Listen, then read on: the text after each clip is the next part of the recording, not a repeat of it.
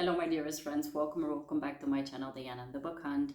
I'm actually losing my voice today. I think I'm catching a cold, so I really want to film this before I lose the capacity to speak. I'm wrapping up the month of March. I'm talking about the 12 books today that I didn't yet do for the month of March, because I did have a recent reads video that I'm going to link up in the cards if you haven't seen that one yet for the first part of March. And now I'm going to talk about the 12 books that I finished between the 15th and the 31st. I have to say that 4 of the books are already discussed in length in the Romance Takeover Readathon vlog that I posted a couple of days ago. So I'm just going to tell you my ratings for those books, and then the rest of the books I'll discuss in more detail. So without further ado, I'm just going to go ahead and dive in. So the first 4 books are the ones that I read for the readathon. We've got Below Zero by Ali Hazelwood. That one I gave 3 to 3.5 stars. I wasn't impressed, to be honest. And then I read The Idea of You by Robinne Lee. That one I actually gave 5 stars, and I actually cried in the end. So you can imagine that it was quite an impactful read for me. Then I read Butcher and Blackbird by Brynne Weaver. I really liked that book. I gave it 4 stars. I did have a lot of thoughts that I shared about the controversy involving one of the narrators of that book, so you can check those thoughts out in my vlog. And then the last book that I read is This Could Be Us by Kennedy Ryan. It's one of my most anticipated releases for 2024. I really liked it. I gave it 4 stars. So those are the books that you can check out in my Romance Takeover Readathon vlog. I'm going to link it up in the cards if you want to check it out. And then I'm going to continue on with all the books that I haven't yet discussed in any of the videos that I've posted lately. So I'm starting off by saying that I had a lot of 3-star reads, so it hasn't been the best end of the month. I did have a couple of really nice surprises thrown into the mix, but the first one I'm going to discuss is one that I really didn't enjoy. I think I rounded up my rating on Goodreads to 3 stars, but now that I think about that book, I think it's a 2-star read. I may go back and reverse it. So the book is Good Material by Dolly Alderton. I've been seeing this book everywhere. I know it's not a romance, it's mostly a fiction book, but I honestly didn't know anything about it, but I've been seeing some raving reviews on Instagram specifically, so I was like, okay, I'm gonna try this out. Maybe I just need a break from romance, so I'm just going to try something different. And I really didn't like this book so much. The protagonist is a man. His name is Andy, and he really wants to make it in the comedy circuit. And basically throughout the whole book, we get him sharing his inner thoughts. So we're mostly in his head, and he's discussing how he is kind of in a stage where everyone has their life figured out, but he doesn't, because he just recently broke up with his girlfriend, and actually she broke up with him, and he just doesn't get it because he thought that they were really in love and that their relationship was working out, and he really couldn't fathom the fact that he's not with her anymore, and she really was his best friend, so he's kind of lost without her. And he's trying to figure out how he's going to continue, because he used to live with her, now he's living with his parents. He desperately doesn't want to live with his parents, and he's trying to get over the breakup, but in not the most healthy way. And I didn't like this book very much, because being in the head of someone who is completely delusional, in my opinion, because by the end of the book I was like, okay, I really don't get how he doesn't get that he's insufferable and that he's not very pleasant to be around. And then the end of the book kind of made up for me kind of the silver lining of the book, because we do get, I think, 1 or 2 chapters that are told by the perspective of his ex-girlfriend, of why actually their relationship didn't work out. And those 2 chapters kind of validated for me that I'm not alone in the journey of not liking that man and of just feeling like he's delusional. So I understand in the end that that was the point of the book, really kind of highlighting the fact that many people are delusional about themselves, and they don't really have a very good way of self-reflecting about themselves, and really kind of self-analyzing the things that they need to improve to be better partners and to be better with relationships, also with their friends. And I got that that is the point of the book, but it was just not an enjoyable read for me. So I think I'm going to bump it down to 2 stars. And then, fortunately, I had a pleasant surprise. I read a book by Samantha Young. It's called The Love Plot, and I didn't expect anything going into this book, and I didn't know anything about it. The only thing I had heard is that Jess from Peace Love Books gave it, I think, 4.5 stars. So I knew that she enjoyed it and she was surprised by it.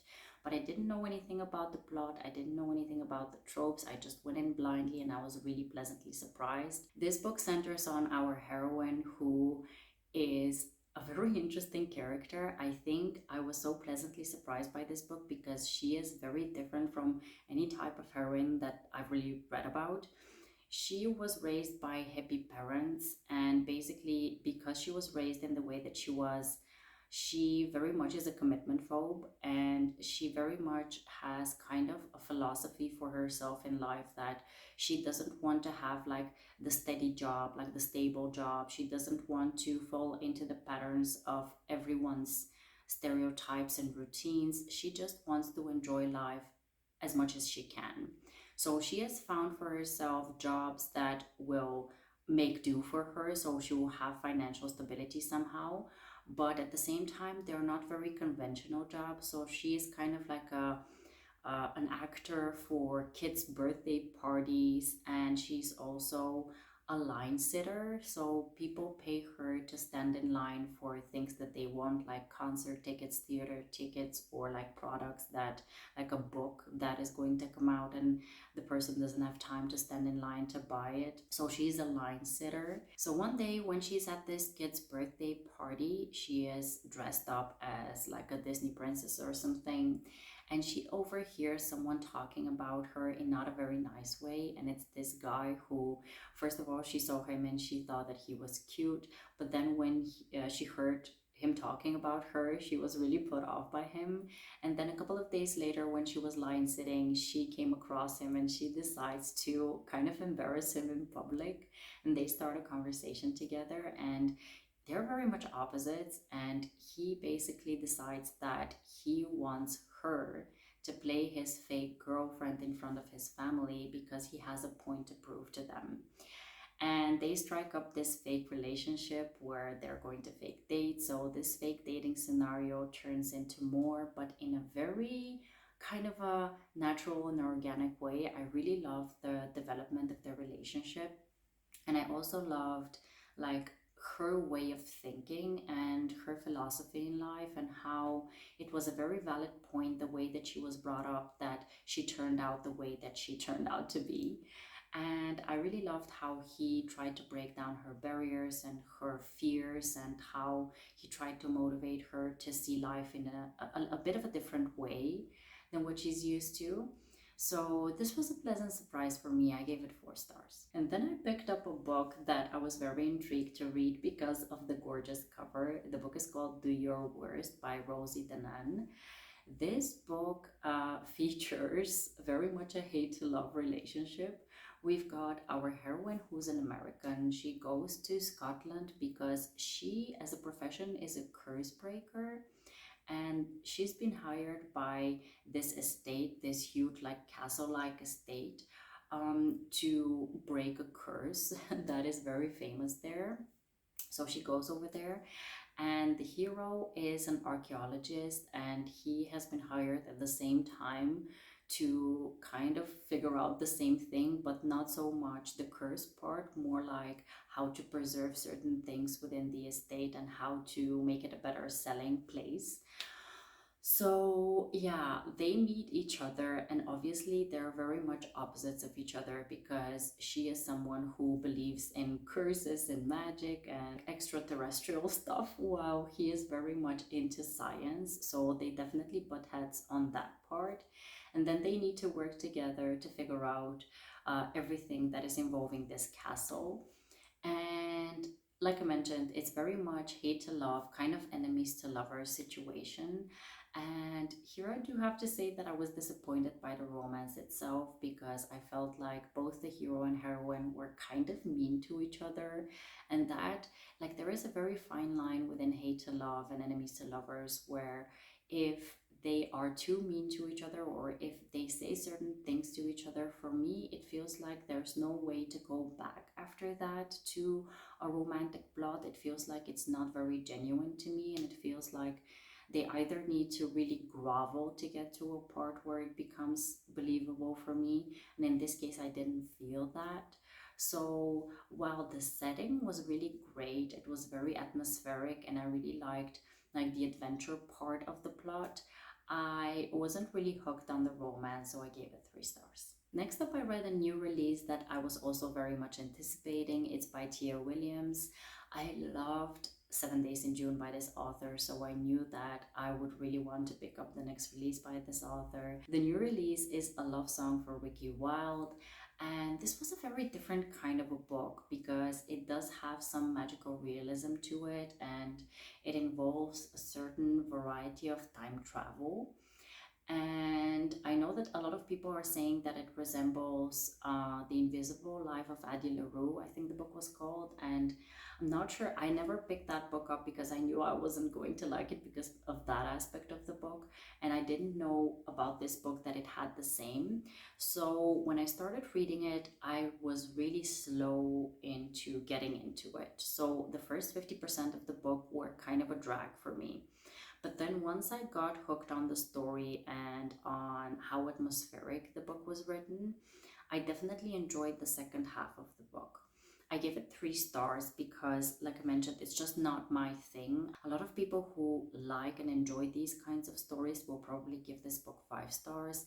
It's just a me thing here. I just don't enjoy these kinds of stories where there is exactly this kind of a magical aspect within the book. Honestly, I've tried maybe 5 times over to explain what this book is about, and I don't think that I can do it. So I'm just going to tell you that it's best to actually go into it blind, not only because I'm not able to tell you what it's about, but mostly because it involves this magical aspect that is best left to be discovered within the plot.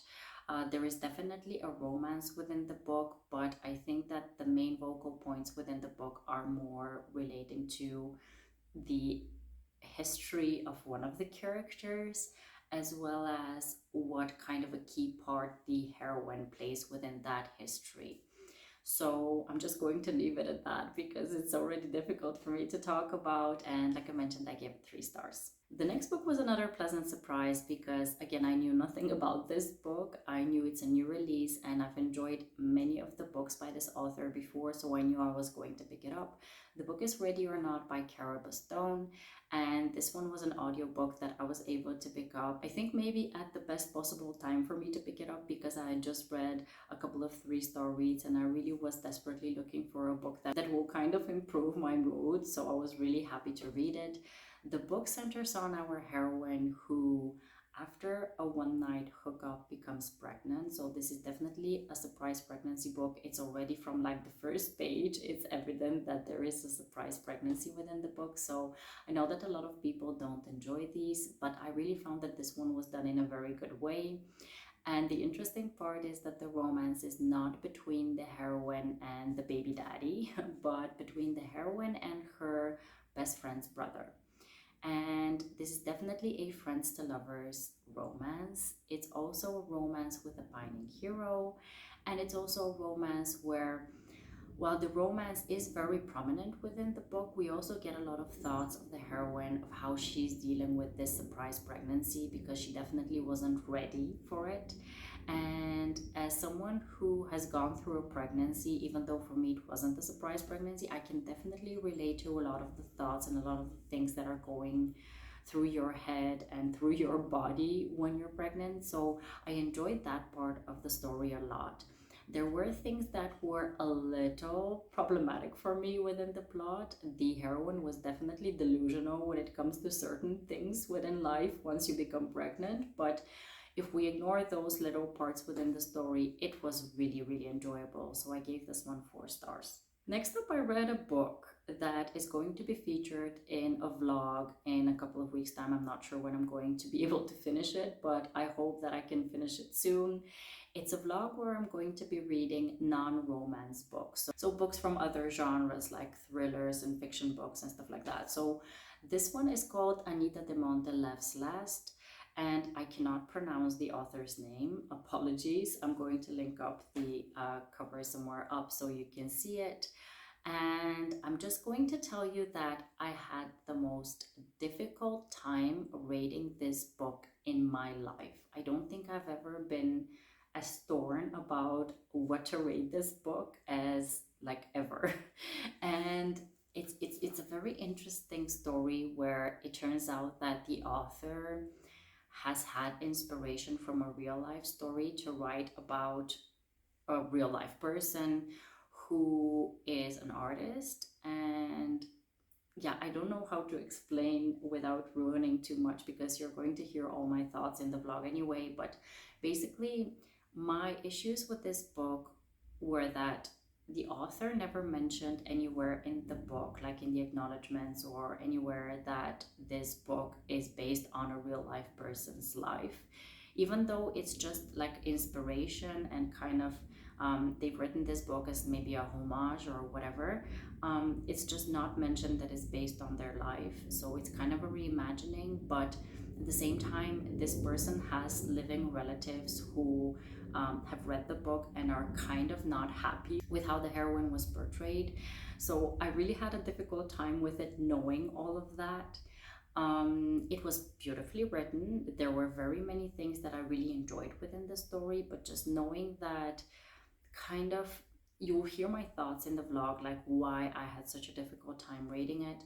But yeah, I gave it 3 stars for that reason. I think if it was mentioned somewhere that it's based on a true story, and maybe that the family was somehow involved and they approved of the story, it probably would have been a 5-star read for me. But just knowing everything about the backstory and background of the book, it just left me feeling a bit icky about it, so I gave it 3 stars. Next up, I read a young adult book that I've been wanting to read for such a long time, but somehow it just remained at the back of my TBR. And one day I was like, oh, I have the audiobook for this. I really need to pick it up because I really need to cross it off my TBR. The book is Instructions for Dancing by Nicola Yoon. And it's such a cute story. I really enjoyed it. There is again a magical realism kind of thing within this book, but this one I really liked. We've got our heroine who is in high school, and one day when she wants to go to the library, I think, she comes across this little free library where she wanted to leave books in it and then take out a book from it. And she met this lady who was like explaining to her why these little free libraries are such a good thing for their neighborhood. And she encouraged the heroine to take a specific book from that library. And that book was an instruction book for dancing. And it was marked that the book was tied to a specific studio in their city. So she decided one day to go to that studio and to take some lessons, because it turned out that after she got that book, she gained this magical ability of seeing people's love stories when they kiss. So when they kiss, she sees how they met, how they fell in love, what the progression of the relationship is, but also how their relationship ends. So she decides to go to the studio to take some lessons to see like what is going on, what should she do to kind of make this thing stop, because she's very afraid of watching anyone close to her, like her best friends who are together, they kiss and then she sees their life or their love story, and she's horrified by it because she sees that they're going to break up. So she doesn't want to know all of that. And in this studio, she meets the owners, who are this wonderful elderly couple, but she also meets their grandson. And she gets roped into going to this amateur ballroom tournament and partnering with him to participate in it. And it was such a wonderful, cute, and also there were some emotional kind of deeper parts within the book that were discussed that I really appreciated, because it was done very well for a young adult audience. So yeah, I really enjoyed this one. I gave it 4 stars. And then I ended my month with a bang, because I read the 4th full-length novel within the Throne of Glass series, Queen of Shadows by Sarah J. Maas. And I'm in love with that story. I'm so in love with that story. I mean, it's just such a wonderful expanded view of this world, and the stories progressing is such a wonderful way. And obviously it's the fourth book, so I'm not going to talk about the plot itself. It's just, I'm saying this every time that I'm talking about these books, the development of the characters is so wonderfully done, and you just keep wanting to know more and more about them. You want to know what's going to happen with the war that they're participating in, what's going to happen between these characters in terms of their love relationship or in terms of their friendship, and what is going to happen to the bad guys. Like, you want to know everything about it, and I really enjoyed this so much. It was a long read, so I don't think I'm going to jump into the next one yet. I think I'm going to just leave it for a week to just read other stuff before I pick up the next one. But I'm so immersed into this world, and I really want to savor every book that I can. And I'm reading the audiobooks for it, and I'm really considering, like, should I buy the physical copies and then maybe later on in a year or so try to read the physical copies as well, because I think I'm going to fall even more in love with the stories, because I'm going to be paying even more attention to the words on the page. I don't know, I'm gonna think about it. Maybe I need to finish the series and then decide on it. But yeah, I've been having so much fun with these stories, and yeah, I think I'm going to be heartbroken in the next one. I feel like I have this premonition that something really bad is going to happen to one of the characters that I'm now very attached to. So I really am hoping that I'm wrong, but we're gonna wait out and see. I'm going to update you probably in the next one once I finish the next one. And yeah, I've been having a lot of fun with this series, so it was a good way to round off my month. So my friends, these were all the books that I managed to finish in the second part of March. Please let me know if you've read any of the books and what you thought about them. Please let me know if you enjoyed any of the books that I have on this list. Please leave any recommendations that you might have for me in the comments below. I hope to see you in the next one. Please consider liking and subscribing to my channel, and have a wonderful, marvelous day. Happy reading. Take care, and bye-bye.